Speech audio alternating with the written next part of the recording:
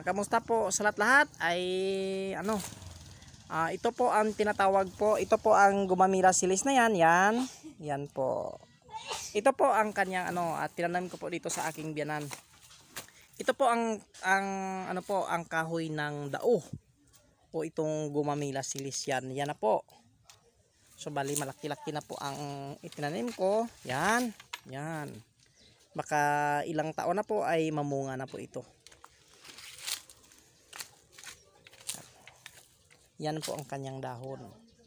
Dahon po ng dao o Gumamila silis, bulak ng langit at langit at ng lupa.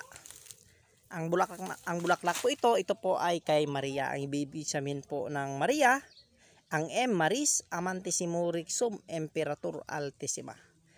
Pag dinagdagan mo po ng Amalay, tapos sabay mo Amalay, po.